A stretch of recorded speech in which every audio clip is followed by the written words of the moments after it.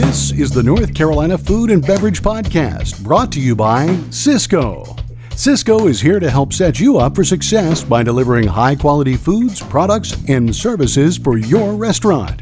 Recording live to digital from the NCF&B studios in downtown Raleigh. Join us as we lead you into the kitchen, inside the bottle, and into the minds of the food and beverage industry. And now, eating all the milk and cookies, it's Max Trujillo and Matthew Weiss. Hello, and thank you for listening to the North Carolina Food and Beverage Podcast. I am your co-host, Max Trujillo. And I am your co-host, Matthew Weiss. Welcome to the last show of 2023. And goodbye and hello to 2024 as we talk about, discuss, look back, and look forward about what was 2023 and what will be in 2024. I hope all of you at this point have had a very happy holiday season, whether you're celebrating Christmas or Hanukkah or Kwanzaa or Christmaka, whatever it may be. If I left out your holiday, I apologize. Please DM us and let us know. Max. Christmaka? Is that like a hybrid of Hanukkah and Christmas? Yeah, I think if maybe one of the spouses is Jewish and one is Christian, and they would celebrate Christmaka. Okay. And also, let's not forget Seinfeld's Festivus. Festivus for the rest of us. Yeah. Yes. But cheers right here. I've got some of our favorite coffee, by the way, that was just brewed from Carborough Coffee Roasters, and got it delicious in a French press. So that was freaking hot as hell. Damn. Woo! Nice. Make sure you cool it off, everybody. We had so much going on this year. We welcomed Sysco as a really great partner and title sponsor of the pod.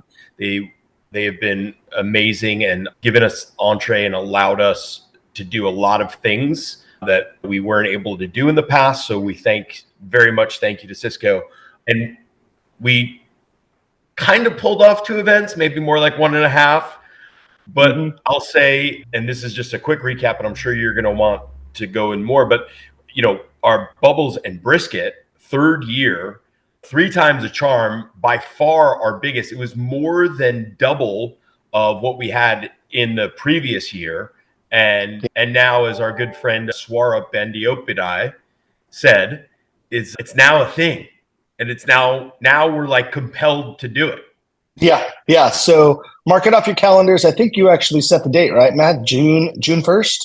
Yeah. I mean, it's always been the first Saturday in June, and that's June 1st. That's the first one. So without actually having anything specifically planned, or don't hold us to anything, folks, but it should be June 1st and more than likely back at Smoky Hollow, because it's a cool venue, minus the intense wind, of course, but it's a cool place. So yes, it'll be fun. It'll be exciting. We look to see you out there. Maybe we have 1,000 people show up this year. That's my new goal. Let's get 1,000 people there. That would be a really fun time. So yeah, with our new sponsors, with Sysco, that enabled us to expand, as we were talking about with Bubbles and Brisket. We had 10 amazing chefs that were all over the state that came in to help out, which was really fun. And we had our DJ9, who usually is a Walk a Flock of Flames touring DJ, but he came in because he is nephew to our Corner Boys barbecue badass James Sampson. So it was a nice little connection there. But a fun year had been had all around. We kiddingly, and for those that stay up on the podcast and all the things we just did, we just released this last week our Chef Confessional episode, which was totally different than what we have done before. It was a new project all in it. We'll get into that in a moment, but it was essentially the lemonade that we made out of the lemons that we got from trying to do our Bubbles and Brats event in Asheville. Now, in the end, the event was totally awesome and fun, but it didn't go the way we wanted it. Specifically, let's just be honest, folks. Yes, we're supposed to get all these permits and all that, like all the time for every event, but we've always gotten our ABC permits and our insurance and liquor and things like that all taken care of. But I'll be honest, I've done so many events. I don't think I've ever gotten a permit, whether it was NCF&B or just any venue, with getting permits from the Health and Human Services, Wake County is pretty lax about it, but apparently Buncombe County is not. And because we're saying this out loud on a podcast, I'm sure Wake County is going to be on our ass when we decide to do our event next time. So we'll be buttoned up and great. All that is to say, it could have been a very simple thing from Buncombe County, but they chose to take it on the defense and they chose to make it extremely hard for us. Like they intentionally did not want us to do this event. And then when we said we were going to do the whole event for charity, they're like, oh, well, then you don't need any regulation. To which I said, oh, so as long as I'm not making any money off the event, you don't care if people die from botulism. So like why would the health score matter or not matter regarding who gets the money? As long as we give the money to charity, it doesn't matter how healthy the food is. So that's hypocrisy in action, my friends. And so that's what made me very upset about how we weren't allowed to do the event to the extent we wanted because of where we were going to put the money. And let it be known, we do these events, some for charity, but also some to keep the lights on so that everyone can have the show every week. This show is not free. It does cost things to make. And so this is a way that we can generate a little bit of funds to essentially pay for the monthly RSS feed and the website and the studio and all those things. So that's why we do this.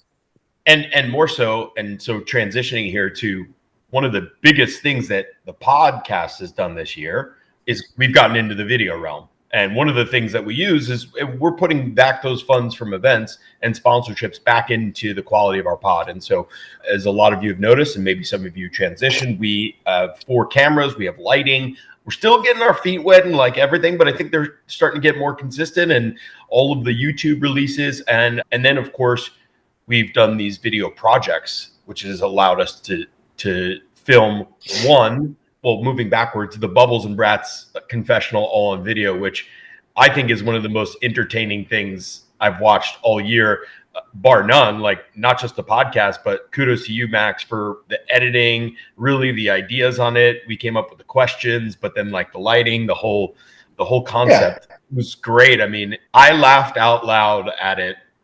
I mean, numerous times, and then also like felt emotional and compassion and empathy and all the things. I'm patting ourselves on the back because I urge you guys to go out and watch that. But it's also a testament to the growth of the podcast, which us being able to produce these videos. And that was the second video that we produced because we got into the celebrity realm as well this year.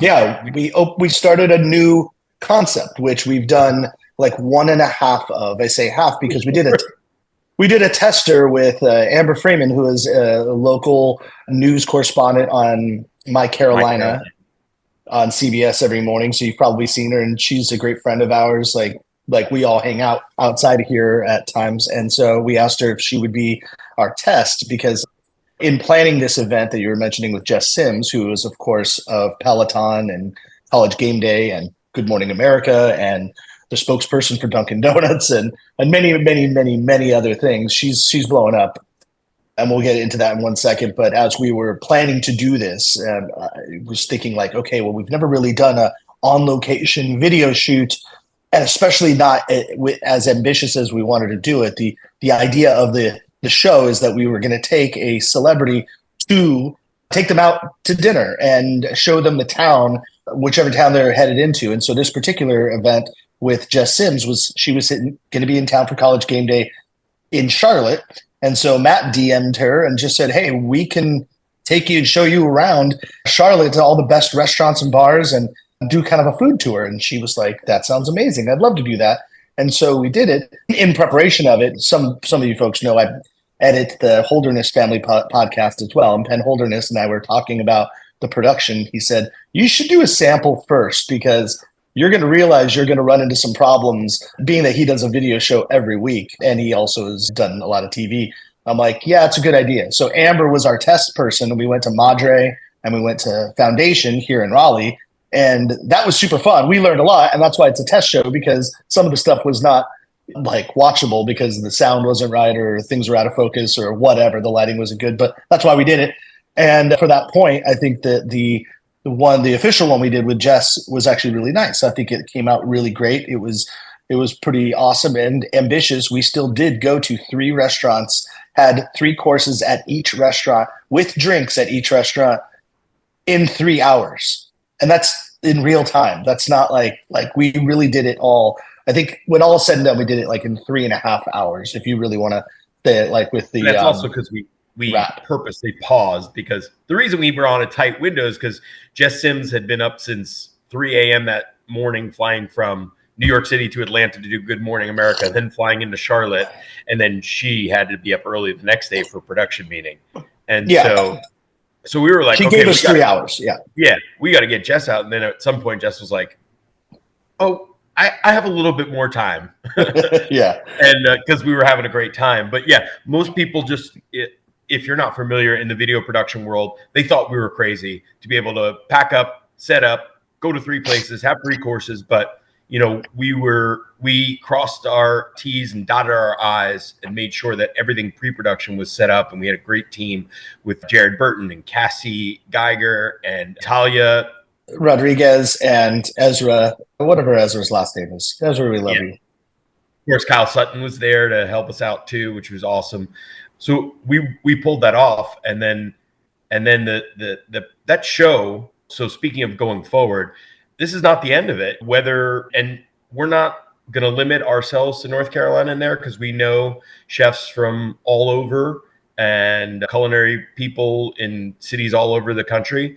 But also, I'll say for you out there listening, if somebody doesn't have to be a celebrity or an influencer or something like that that's coming to town or coming to a place near us, DM us, because we would love to set up another culinary extravaganza in said city for them. Yeah. And for the guests, like, it was only fun the entire time. Like, we had an amazing time, and we ate and drank merrily, as you would say. And it was really fun. So we're looking to do more now that we've expanded into doing video. We said, well, let's harness this. I mean, obviously we do the weekly show that we've never missed, going now into our 7th year. We're well over 400 and some odd, like 460 episodes, I want to say, as an audio show. And this year we improved to do the same thing with the video show every week as well. So we've done about 50 video shows. So if you haven't clicked over to YouTube, that's probably the easiest way to watch our videos. But also now we're starting to put our video shows in tandem on Apple Podcasts, because that's where we have our largest audience. And so you can still get the audio there and the video. You can choose which one you want to watch. But I would highly encourage you to switch over to the video, because you want to see these beautiful faces talking to everybody else in the community. But sometimes we do things that are kind of visually inspired, so it does help the medium a little bit more to watch our show rather than listen. Max, I'll just say to wrap up so the show is called Where Do We Eat? Where Do We Eat? And I encourage, because a lot of people were confused that they thought it was just this trailer that we put out on our podcast, Instagram, but it's actually a whole show that you can go watch on YouTube. And I encourage you to watch the whole thing, because it's really fun. Yeah, and you can find all of our YouTube links and all that both on our website or on any of our social media, like link in bio. It's all there, so you can find it in there on Instagram or on Facebook. So let's do a little recap of the year. I'm looking at every guest that we had on. Since we do a weekly show, we do roughly 52 guests. And so starting, we're not going to go through every single one that we've had on here, but just starting at the very top, we had Mr. Alejandro Contreras of Tepuy Donuts to kick off 2023. And great news for him is that he's opening up a brick and mortar Tepuy Donuts. This is when we had him on, he was, as he's currently doing right now, popping up in local like Idle Hour Coffee and other coffee shops where he'd put his donuts in. But he's opening up his own place. So look forward to that, and definitely get out there to check him out. I mean, we had Katsuji on, which was pretty cool, Katsuji Tanabe, and he's got his Averde restaurant opened in Cary, but obviously he's notable from being on Top Chef. And Felicia and I, we went to the NRA, the National Restaurant Association in Chicago in May, and just happened to be sitting next to him on the plane. And we knew him, of course, just from being in the area, but he showed us all around because he had restaurants in Chicago. And that's where we became BFFs and partied our faces off in Chicago. But great guy, amazing chef. I mean, he just throws down, like, everything he does is delicious. Well, first of all, Stephen Devereaux Green has been a friend of the pod for a long time, but we never had him on the show. And the chef, of course, at Heron's at the Umstead.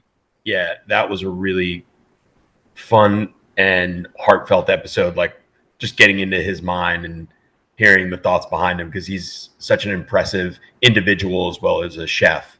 And we see him in public a lot, like when we do these events, whether we're at like a Terra Vita or a Farm to Fork or whatever it might be.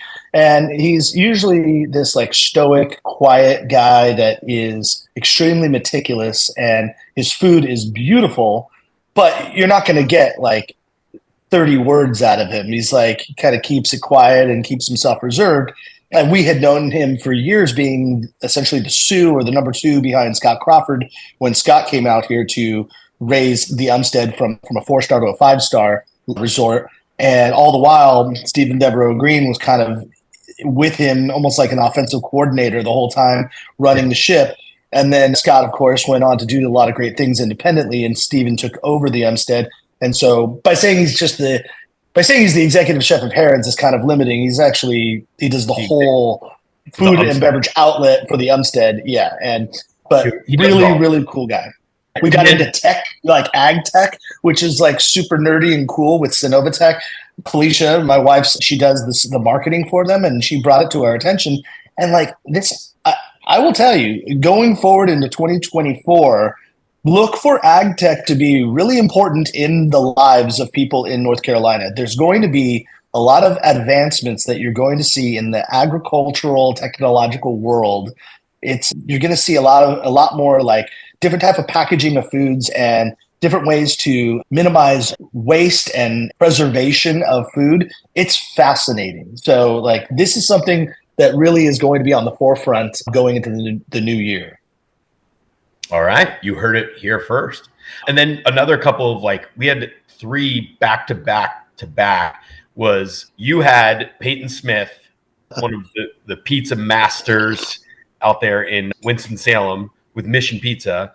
And as a co-host, because I was out of town, you had Anthony Guerra sit in, who gave us some great clips and just was like, what an entertaining guy to begin with, what an intelligent individual and master of New York style pizza in his own right. That was an amazing episode. And for anybody who wants to nerd out about pizza, they should listen to that one for sure. And then we got invited to Vivian Howard's home, which was cool. That's our most watched video of the year so far on YouTube. So that's right when we started getting the cameras. Like we went from doing like a 1 or 2 camera shot to a 4 camera shot. Yeah. And she said, it's a little raw. Yeah. Come to my compound out there in Deep Run, which is just outside of Kinston. And it's a beautiful house. It's kind of like, looks old and modern at the same time. It's really, really awesome how she designed it, and took us on a tour of the whole place. She showed us how they took over the kind of defunct church that's at the end of her house, and they're turning it into an event space, and she's going to do a lot more. So look for the future of what Vivian's about to do. I think you're going to see some really fun things in the coming year for Miss Howard, and it was always good to see her. She's just as hilarious as she is an amazing chef. Like, she's an innovative and really cutting-edge chef, but she also has that crazy wit. But also made us feel so at home and at the same time. Yeah. It's great. And then right after that, we met, and not met for the first time, but we had the Andrea and George Soros from Andia's Ice Cream, who is, we've talked about it a lot. We've definitely given them their love, but they are seriously some of the best friends of the show. They took us and our kids, you and our families, got to go and explore where they make the ice cream and see the process A to Z, which was fun in itself. And then we had them in the studio, and it's just like, I'm so thankful to have them in our lives and have them in Raleigh and being successful and seeing them get recognition on a national level as well. I think 2023 was Andia's year, like Andia's Ice Cream. Like, is that a preview for the Pody Awards? Well, so Ajja is definitely one of the 5 candidates. Let's say this right now as a teaser. And I will tell you, listeners, that Matt doesn't know the answer to this question. Yeah.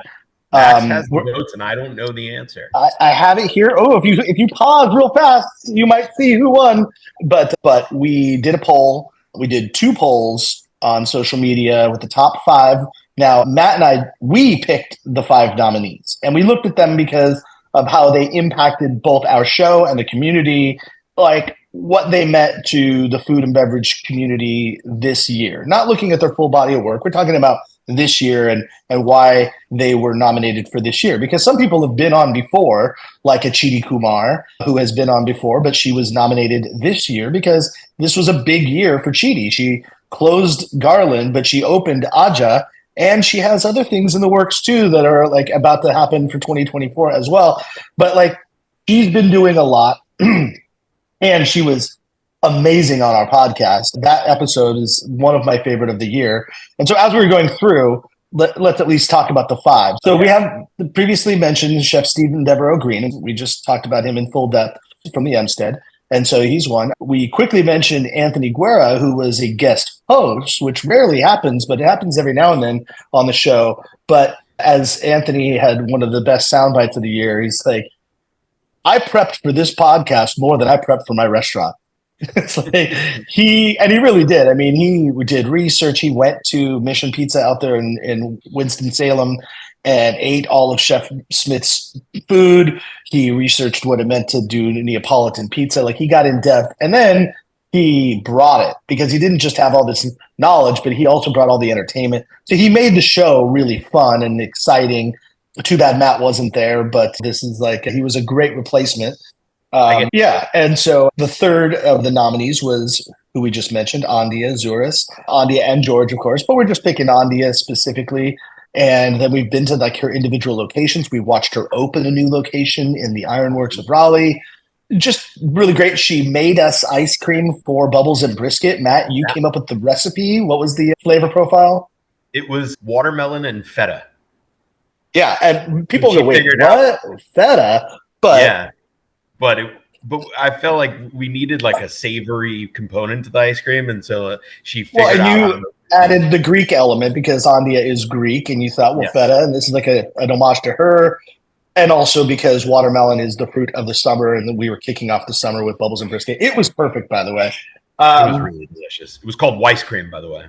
Weiss cream, that's right. Then to round out the rest of the nominees, we just mentioned Ajja Kumar. She, as we just said, has done all these great things. And then the last of the 5 was Miss Sarah Cooney, Chef Cooney, out there in Pittsburgh at the Root Cellar, as well as doing some community work with the new refrigerators that she just put out there. And it looks like they're going off really well. I mean, I see in social media that she's getting a lot of participants, and people are utilizing it, meaning it's a free kitchen. You just open it, you take whatever you need. Like, there's no money exchanging hands, and it's just an altruistic thing to do, and it's really great. Sarah Cooney is just a special person, a great bright light in the food and beverage community, and anyone that knows her knows of what I speak. She's just infectiously positive and a good person to have around. So those are the 5 nominees. All of those episodes, I highly encourage you, if you're just hearing this podcast for the first time, any one of those 5 would be great ones to kind of reconnect and get started to listen to our show. They were great examples of what we talk about, what we do, and really what the food community is all about in North Carolina. So, but we put these posts up. We will make the announcement at the end. We have a prize that's sitting right here to my left that we're going to give to the person that won. And so we'll save that for the very end of the episode. So keep listening. Let's get into our favorite things we ate this year. Let me ask you, Matthew, you've eaten a lot and you've drank a lot this year. Yeah. What were the best things you had this year? Some of the best things I had this year, I had the whole fish at St. Rock just recently. And was in this, like, I'm going to mess it up now, but this red sauce, and I think it was butter beans. It was kind of like a red curry almost, and tomato. It was just absolutely divine, texturally, savory, salty. It was really fantastic. That sounds delicious. Yeah, I think that's one of the best things I've eaten this year. And I'm trying to think of what else. What was while you're thinking? Yeah, I'll just mention. I don't do it enough. We don't do it enough, my wife and I, about having date nights. But we did a date night, and it was actually amazing. It was predicated on the fact that the new Rialto Theater, which has been kind of reinvented in 5 Points, and kind of put some lipstick on that pig and made it look really great, and turned it into more than just a movie theater. It also has a lot of live events as well. And so our good friend and one of the first musicians that performed at Bubbles and Brisket, George Hodge, was doing a live singer-songwriter, kind of almost like a behind the music event, where Jason Adamo, who is a local amazing musician, he's a Grammy award-winning musician, he set up these 7 musicians or 8 musicians that came in. They'd sing one song, and then the next would sing a song, and the next, and it just kind of go down the line. But they would talk about their songs and how they were written, and it was really cool to listen to unique, original music live, and just kind of acoustic guitar and vocals. And so I asked Felicia, come out with me and watch this show. I really want to check it out. She had a great time, and it was awesome. But before that, we decided to go to a restaurant, and we went to the aforementioned Chidi Kumar's Ajja, which it's pronounced Ajja, not Ajja. It's Ajja. And we went there. Matt and I, of course, if you look on our social media, we have a great ode to Ajja, thanks to Billy Joel. But when we went, it was on like a media night, so it wasn't like a sit-down dinner. It was more like tray passed hors d'oeuvres, which were all fantastic and great. But I got the full experience. Paul Seiler, of course, Chidi's spouse or partner, was kind of running the floor that night and every night. And Paul is a great master of ceremonies for the restaurant. And we sat at the bar. We had amazing cocktails. I will say, Felicia, who does not speak in hyperbole, not like I do, she said, this might be my favorite restaurant of all time. Wow. That is high praise, knowing that Felicia dines all the time and goes to great places. She just said, she's like, the menu planning for it was so catered to like her flavors. So if you're looking it's essentially Mediterranean food if you just want to oversimplify, but it's got that great Chidi quality to it where everything is just like the sourcing is so important. Everything just tastes like you could try to make these foods at home, but if you're not getting the stuff the way Chidi gets it, the way she cares about how where she buys her products from and where she's cultivating and all, it's not going to taste the same. Like you have to really know how to source food properly to get to the point of where the quality is of what she's doing. And I concur. I mean, that restaurant was amazing. So if you haven't been to Ajja, you must go. It's here in downtown Raleigh, just outside of downtown, near the 5 Points area, near Rialto Theater. So yeah, I think that might have been my favorite dining experience of the year. That's awesome. I mean, just things that come to mind is the amazing steak we had, the Wagyu at Supperland when we did Where Do We Eat, when we were doing the tester, the octopus dish at Madre. Mm-hmm. We just ate at SOP. You did that episode without me, where you were interviewing Chef Lon, and the food there was tremendous. I was able to bring our daughter, Alexandra, as well to kind of like a restaurant opening, which was really fun. You got to see like how mom and dad rub elbows with all the cool chefs and all that. And we crushed a lot of food that night. And they made really good cocktails as well there. So go to SOP. Oh, they did. Actually, it was one of the best things I had drank. I said it on the podcast. It was like a mezcal infused with the habanero pepper syrup. I had the exact same thing. Yeah. It was delicious. Cocktail. Yeah. It's one of the rivers in Vietnam that they named it after, and I'm blanking on it now, but we can put it in the show notes. Yeah. So cool. Well, so should we get into it? Well, I just want to say you kind of had a feeling as we're recording this on the Friday before Christmas, which is coming up in 3 days. And Max, we had a Hanukkah party. You were out of town. We made latkes and matzo ball soup. It was great. And I'll just say, by the way, do you know what we're both wearing our ugly holiday sweaters? Do you know what this is representative of over here? Hold on. Let me see the whole thing. You know what? I was going to try to play some joke. I can't even think of what it is. No, I don't know what that is. So this is a gimel. It's a Hebrew letter. And it's a homage to the game of dreidel, which there are 4 sides, and you spin a dreidel, and everyone puts gelt in, a little chocolate coin, so it's for the kids, and you put it in for each round, and you get to spin. And so if you spin, I'll just give you the short version, but Gimmel is the one where you get all the pop. So if you spin and it lands on Gimmel, you get all the chocolate in the pot, and the new round starts. Oh, okay, that's cool. So if I knew Hebrew and saw you walking around with that, that's kind of like an inside joke. That's like, I win, I get it all. Yeah. That's cool. The Gimmel man. Is Christmas Eve the big day, or is it Christmas Day, or kind of a combination? I don't know if this is what all the Gentiles do, but what we like to do is on Christmas Eve, make it more of a social time, and then Christmas Day, more of a family time. So this wall right here, on the other side of this wall, was where the Hoyles, the voice of the podcast that you hear in the beginning, Brian Hoyle, he used to live right there, like on the other side of this wall. He now lives in a beautiful home in like North Raleigh near North Hills. And the house is magically beautiful. It was just built. And so we're going to go to his house. I'm going to smoke a brisket here early in the morning on Christmas Eve on the 24th for about 5-6 hours, and then take it off and then bring it over to the Hoyles and throw it in their oven to finish. And so we'll have that for dinner. Brian's doing a bunch of other great dishes. The boys are in charge of the food this time, while the lady folk actually go to Mass, Christmas Mass. So they're going to go to the church. And you said about like what also then just taking it forward, what you should be drinking on New Year's Eve. Like you had a really good idea. We love doing I forget the name of it. It's in Spanish, but it's like making eggnog, but you can use tequila or mezcal. I have a really good mezcal. We're going to make essentially like an eggnog. You take like, you make fresh eggnog, which, of course is eggs and cream, and you put some fall spices in there. And so we're going to make that. And then we're going to throw a little bit of mezcal and tequila. That's the way I like doing it. So it's a little smoky and fresh. And so we put them in little like milk bottles at the very end, and something that can be good warmed up or served cold on ice. And so we'll probably have some of those while we sit around the smoker and enjoy those. It's really good.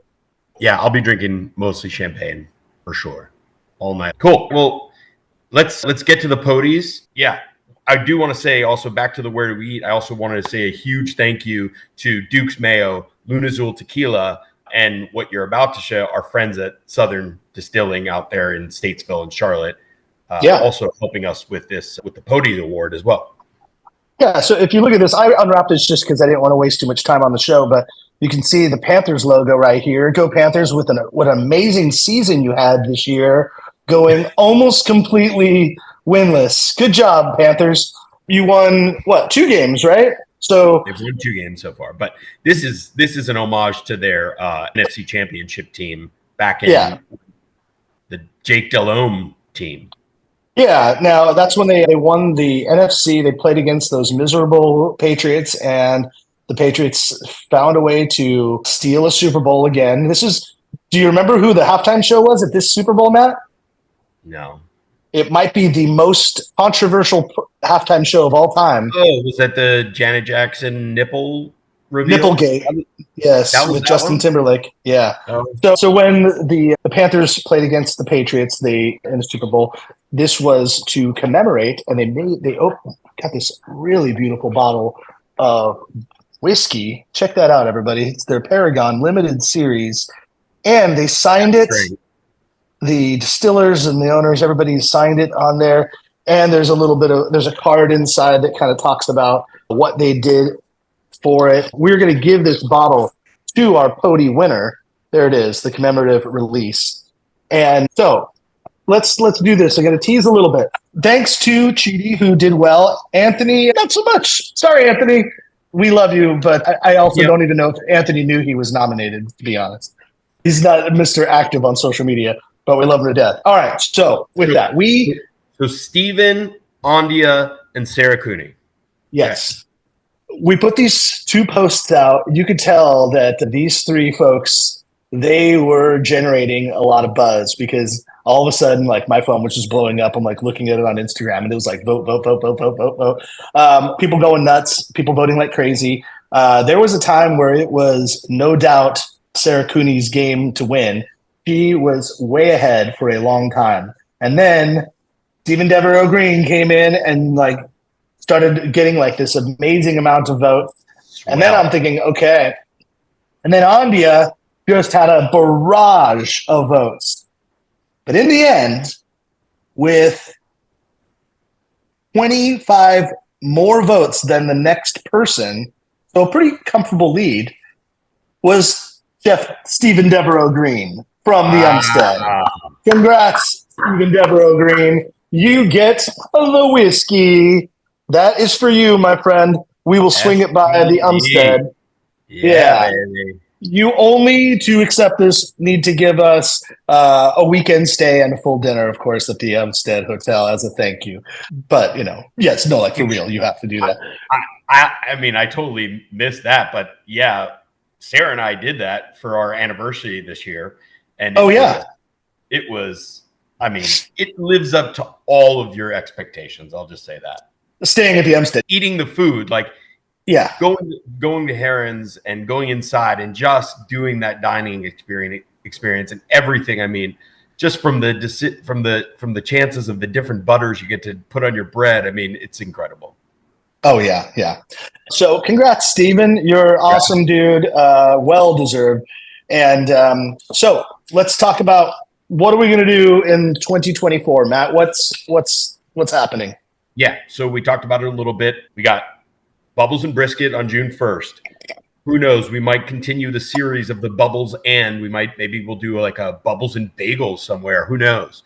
Bubbles and Burgers? Bubbles and Burgers. We've got them on the radar. We are actively pursuing our next iteration or guest of Where Do We Eat? We'll continue with that.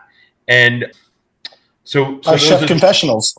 And our Chef Confessionals, that's going to be a recurring show as well. So yeah, we are in talks with some folks and we'll keep it a secret right now, but we're in talks with some folks that have ideas for new podcast concepts, and we're going to help produce them and get them out there.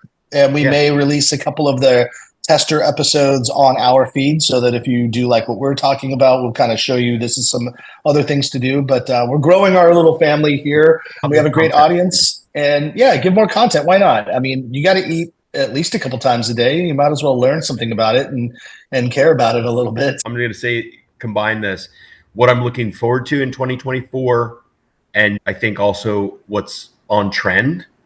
So I don't know if you've noticed this, Max, but 3 brand new higher end Indian cuisine restaurants have opened. Yeah. So we have, of course, Ajja, right? Then Chini opened up a new location in Durham in the old Jack Tar space, right in the heart of downtown Durham. And it's really cool. And then I'm really excited. I mean, I guess they technically are not going to open in January, but they're kind of in the works, is Tamasha, which is in North Hills, right next to Trujillo Terraza. And these guys are planning some big things. I've been really helping them out with talking about the wine list and stuff. And they're going big. Like, we're talking North Star being Michelin star kind of level. And I'm really excited about that and excited to see that. And so high-end Indian cuisine. That sounds delicious. I mean, so that's exciting. Yeah. And I don't know. Yeah, there's always so many things that are cooking and building. I'm doing a lot of consulting right now, so there's certain things I can talk about, but certain things I can't. But there's a lot of new businesses that are going to be popping up in 2020, some that I might have my hand in. So look for that, and it's exciting for everybody. Matt, I will say Happy New Year, but I will also say happy birthday to you, because Matthew is a New Year's Day baby, so he will be celebrating. It'll be the 16th anniversary of your 30th birthday. That's right. Yep. Who I just saw yesterday, and congratulations to him, my birthday buddy, Chef Matt Kelly. Oh, that's right. Just opened Nana's, or the reincarnation of Nana's, which looks so cool. It feels like walking in there felt like being on a Mad Men set. So it was really cool. Oh, cool. And I've heard great things. I haven't eaten there yet, but I've heard really great feedback. Yeah, that's going to be awesome. So happy birthday to Matt as well. And happy birthday to me, Matt. Thank you. Yeah, man. Happy New Year. Merry Christmas to you and your fam. What are you looking forward to in 2024? I don't know, doing more, all this production, doing more of this and producing more shows and getting out more content and just doing more for the community. It's not all like righteous or whatever. We like to do this stuff and get paid. So that part's cool too. But actually, and we do know that coming into the new year, we have a new sponsor that has just added on to us. Our friends at Got to Be NC are coming on as a sponsor, like a secondary sponsor in tandem with Cisco. So the show and the business is just rolling, which is really great. And we love the support that everybody gives us. It is a way to keep the lights on and keep us going. So thank you to everybody. Keep listening. Tell a friend. Write us a review. All that stuff really helps keeping the show afloat. If you like what we're doing, if you don't like what we're doing, tell us too. But DM it. You don't have to say it publicly. But we'll go from there. Matt, you got anything else? Just say, keep listening, keep watching. We got some really great guests lined up for 24 already booked and ready to go. And so for everybody out there, I will say Happy New Year, Happy Holidays. May everything be wonderful for you in 2024. Get out there, eat, drink extremely merry. Happy New Year, everybody. Thanks for listening to the NC F&B podcast. And if you've stuck with us this long, review us on iTunes and remember, 5 stars are encouraged.